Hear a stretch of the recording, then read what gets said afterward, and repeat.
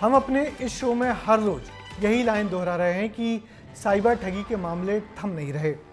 यकीन मानिए इस लाइनों को पढ़ने में मुझे बहुत कष्ट होता है और आज ये कष्ट कुछ ज़्यादा बढ़ गया है। इसलिए कि उज्जैन में एक बुजुर्ग दंपति को साइबर ठगों ने अपना निशाना बनाया और थोड़े बहुत नहीं बल्कि 2.5 करोड़ रुपए ठग लिए। लंबे समय तक इन बुजुर्ग दंपति को एहसास ही नहीं हुआ कि उनके साथ कोई इतनी बड़ी ठगी कर रहा है। देखिए कैसे हुई इतनी बड़ी साइबर ठगी की वारदात हमारी इस रिपोर्ट पर।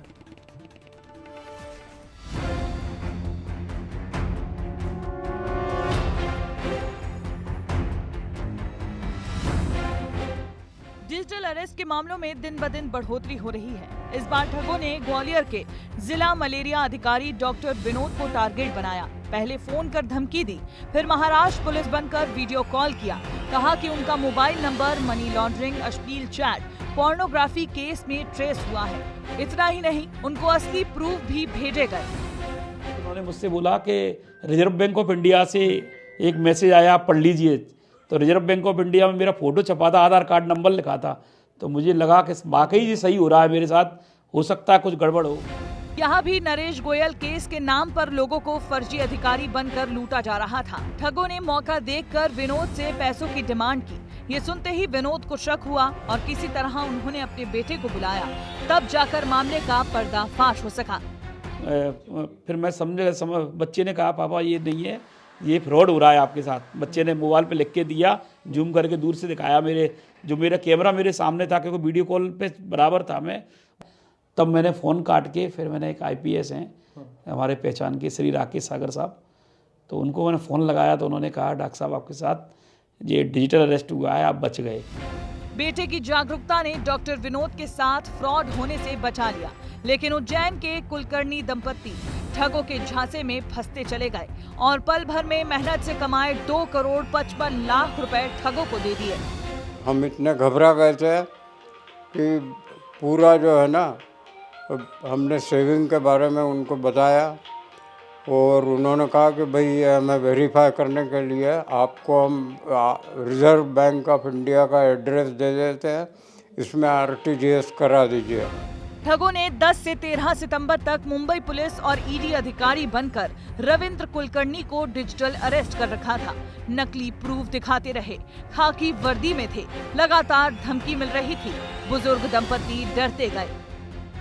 कैनरा बैंक का उन्होंने एक अकाउंट नंबर भी बताया मुंबई का, जिसमें उन्होंने बताया कि 400 करोड़ का फ्रॉड हुआ है, उसमें आपका नाम है मनी लॉन्ड्रिंग में और इसलिए नेशनल सिक्योरिटी एक्ट के तहत आपको अरेस्ट किया जाएगा। और ये कोर्ट का ऑर्डर है, वो कोर्ट का ऑर्डर भी उन्होंने दिखा दिया सुप्रीम कोर्ट का, जिसको मैंने वेरीफाई किया तो बराबर 10 मतलब सील वगैरह सब लगे हुए थे, साइन वगैरह थे।